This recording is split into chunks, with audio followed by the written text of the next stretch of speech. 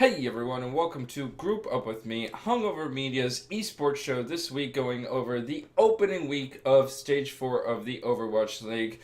I'm your boy, or not, I don't know, that was stupid to say, Yvonne, over there. And I'm Julian. Welcome to the show, guys.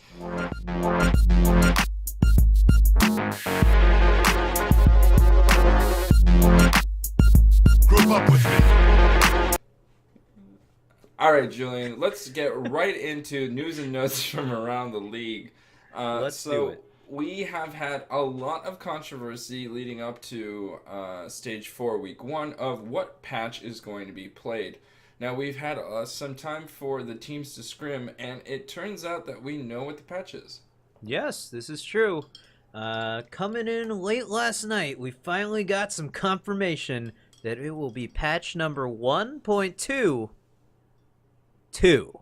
And this Haha! comes to some... That makes everything obvious to us now, because we're nerds, so Yes, we know the we are patch nerds. numbers. I know the patch notes. It comes to big disappointment for me. I wanted to see, as there will be no Hanzo huge change. So the most recent patch 1.23 that we are all currently playing gives Hanzo the Storm Bow ability instead of his scatter shot, and thus making him remotely viable to god tier He's like viable to the the most top amazing. character played out I of the top know. 500.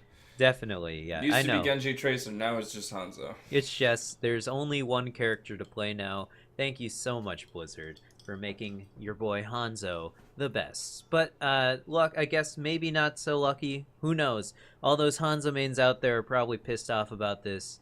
I would like to see some high level Hanzo play, so I'm kind of pissed off about this. But it seems to me, Yvonne, that there was a reason why they didn't use 1.23. What is that reason?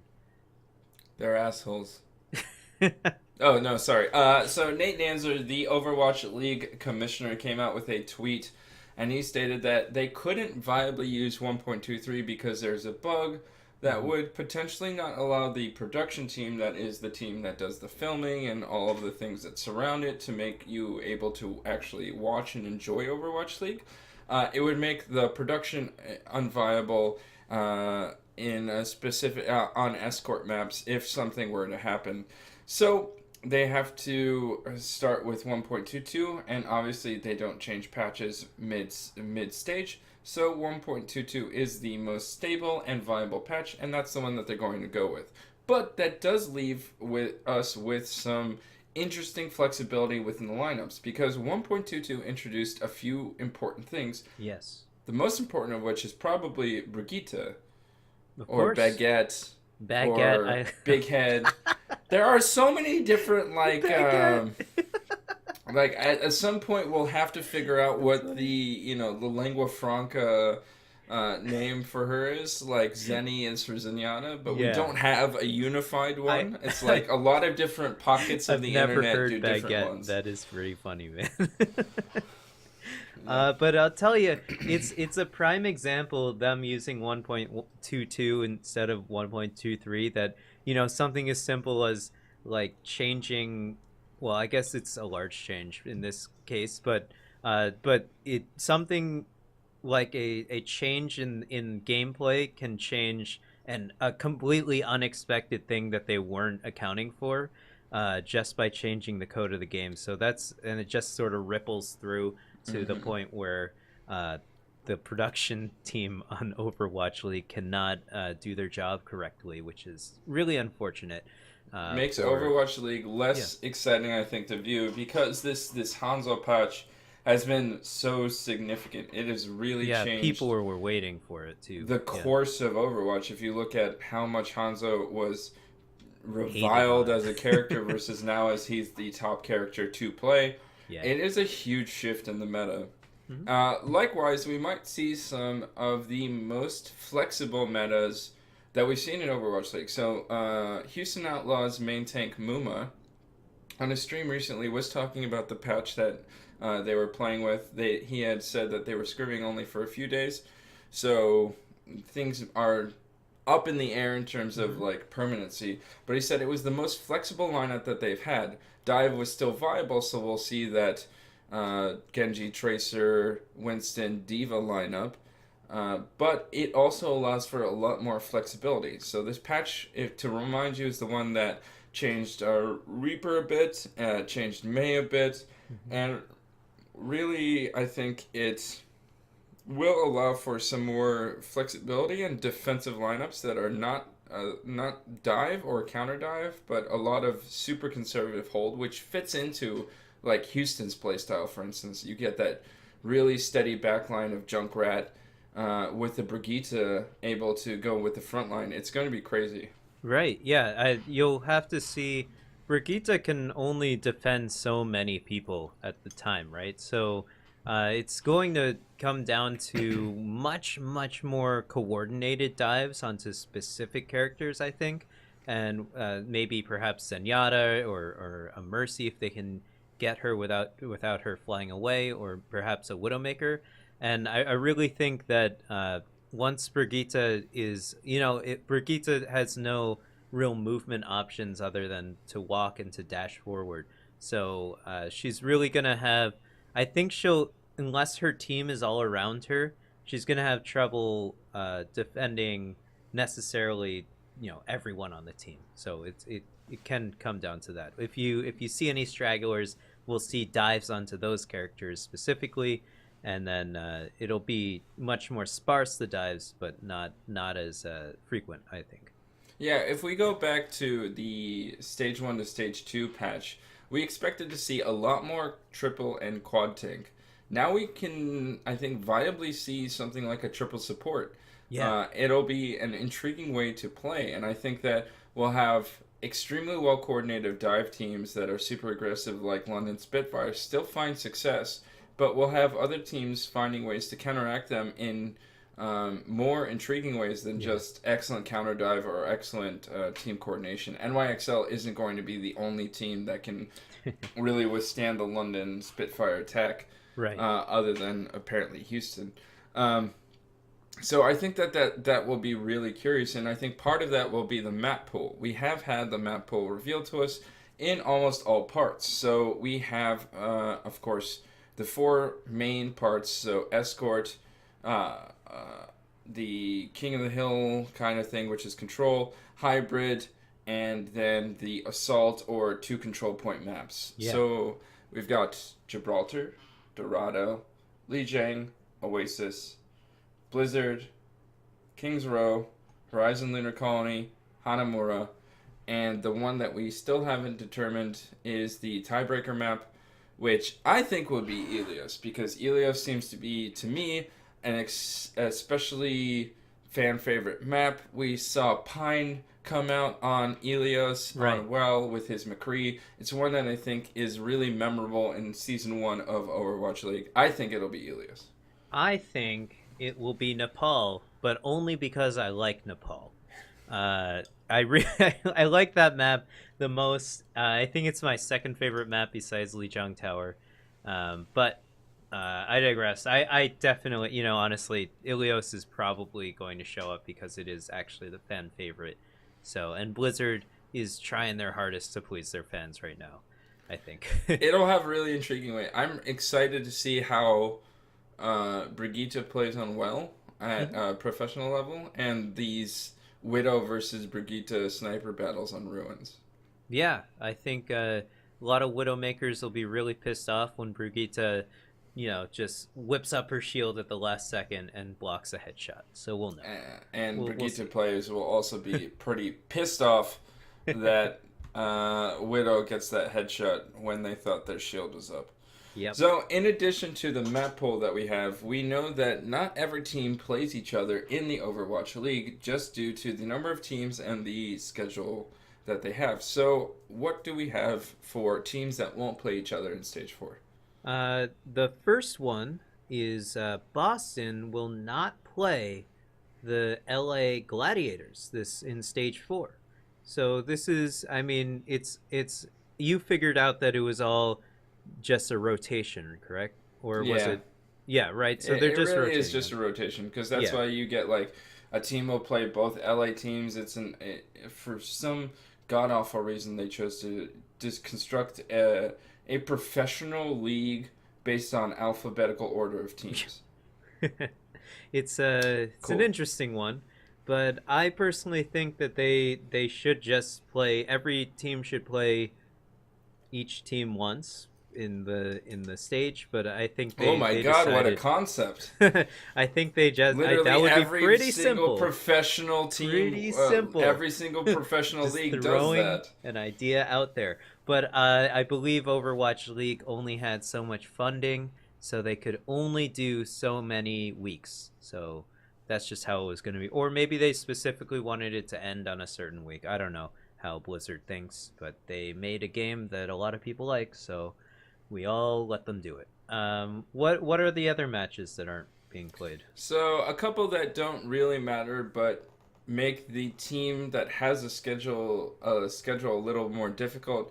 NYXL will never not face Dallas Fuel in stage Yeah. 4, and London won't face Shanghai. These aren't really important matches, Mm-hmm. but it does mean that they will have to face teams that are above them on the table. Now, Right. Dallas Fuel is Right. actually, in terms of league table, not the lowest as Shanghai is, who's never won a game, but they are a team that's in tremendous turmoil, although we haven't seen them play with the new Brigitte patch, so we'll see how that goes. But those are two teams that I think won't really be affected by the schedule in general, but they do have a slightly more competitive schedule ahead. The real ones that I think are important, in addition to Boston and LA Gladiators, are Seoul Dynasty will not play Houston Outlaws, and Mm-hmm. both of those teams are vying for playoff spots, as well as LA Valiant will not play Philly Fusion, Right. which is a pretty intriguing matchup. I really like that matchup. I always tune in to watch how that game goes, and I think that both those teams have a lot to show for themselves. Yeah, I agree. Definitely. I think Seoul and Houston specifically are definitely teams. Seoul has sort of dropped down in ranking as Houston is they were sort of in the middle of the pack. They've been fluctuating between middle of the pack to high middle and then back down the middle right now. So Mm-hmm.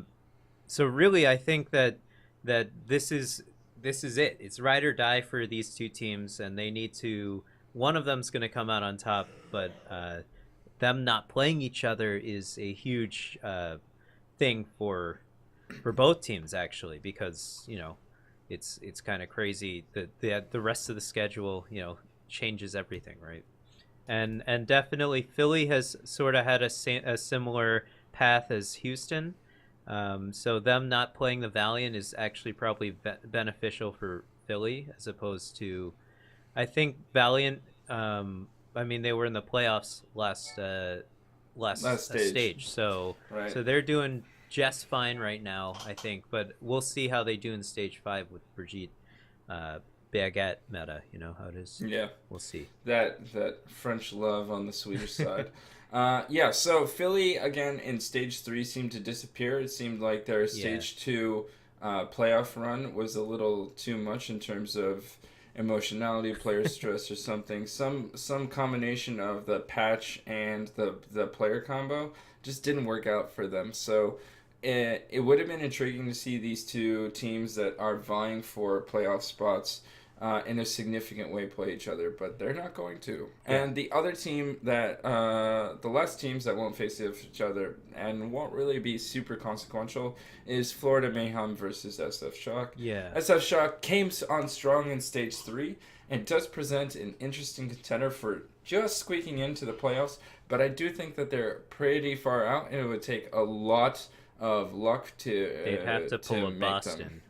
Yeah, they Yeah. would have to be With Boston way more- or NYXL Yeah. of stage 4. So Yeah. I really With wish way them more the best mass of luck, differential. but without being able to play, it'll be very challenging. I don't think they'll make it to the season 1 playoffs but I do see them as a strong contenders in season 2. Yeah. One more note for news from around the league is one player who had received a ban is coming back, and he's playing for the aforementioned Philly Fusion. Philly Fusion will be reinfused What? with a main tank by the name of Sato. He is a Korean player Sato. who was suspended for 30 games for Jesus. boosting, which OGE was suspended for 3 weeks. I remember So, we had this story a long time ago. yeah, Crap. before we even had Group Up With Me. But Sato was a player who had boosted and was part of a boosting company, and he received a serious hammer ban. God damn it, man. Whereas later, Dallas Fuel had a similar incident where OGE, I think, was part of the running of the company, and he Okay. received a much smaller suspension. So we'll see how Philly Fusion changes with the thing. I think with this new Brigitte meta and how much Reinhardt and Zarya we've been seeing, Fraggy will still see a lot of play because Fraggy's Reinhardt is actually pretty intensely good. He's probably the best Western Reinhardt, so I think that would be pretty awesome. But we'll see how the change in meta really affects the Philly lineup. Yeah. The thing that I want to ask you, Julian, is part of a segment that I like to call Yvonne's Important Question. Yvonne's Important Question this week is, what team will surprisingly benefit most from the Brigitte meta? Now, this is a really, really pertinent question to answer before Overwatch League starts later tonight. Of course, this video comes out every Wednesday. Now, Yvonne, Brigitte is a really interesting character. You know, I haven't quite figured out how to play her even in the long time that I've been able to play her. I just really don't pick her that much. But the way I see her is that, as many other people see her, is she's sort of a tank support hybrid. I think she can be more of a tank supporting a tank character in that she's more of an off tank that you can use. That so basically a person who plays off tank can choose Brigitte or Baguette in the team lineup, and that can really help to bolster Le Baguette can really help to bolster the team's unity around the tank. So she can choose to move forward with the main tank, and I think that really at the same time support the main tank. So in getting stuns and healing and armor and things like that. So I think that teams that will really benefit from her, I would have to say teams that like to move as a unit. So I really, honestly, I think, as dumb as it sounds, No. oh no. I'm gonna say it. Don't do it. Shanghai Dragons, let's God go! Dang it. Let's go! Shanghai! Yes! They're so sick. They have Well, yet if to win any a game. team could surprisingly benefit from a meta, it's Shanghai Dragons, who's Yes. never won a game and is not expected to win a game in Stage 4. What? Goddamn Shanghai. They're so sick. I just want to I'm trying to tell you that I've seen Shanghai move as a unit, and they're surprisingly they're surprised when they get the jump on the other team and they completely steamroll them, it's because they moved as a unit. So I think Brigitte Baguette can only support Shanghai more, and therefore I'm giving it to Shanghai. If I had to choose one. Okay.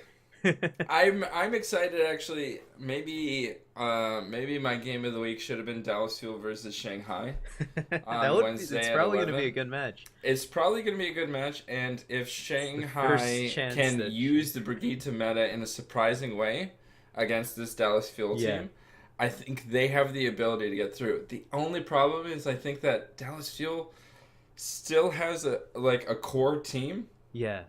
They have that can great work together DPS really, really, really also. well. Yeah. I think Taimu can flex onto Brigitte, and so can Siegel. Mhm. So the flexibility of their core is actually pretty impressive. And I think with They're a good May team. I Patch, don't know why Siegel they is suck actually so going to much. really benefit. So Yeah.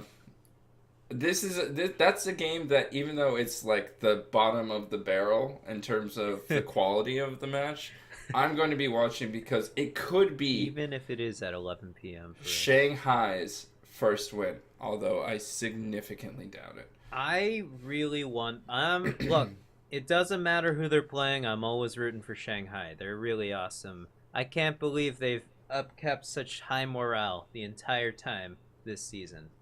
Just Effects getting will wrecked. come back from Korea for this game just to make sure Dallas isn't the first team to lose to Shanghai. He's gonna drop his jar Exactly of the kimchi. Like, fuck same this way shit. I he need will- to win. Yeah, He will that was put really his racist dick what on he the said, table also. and say, "Look whose is bigger."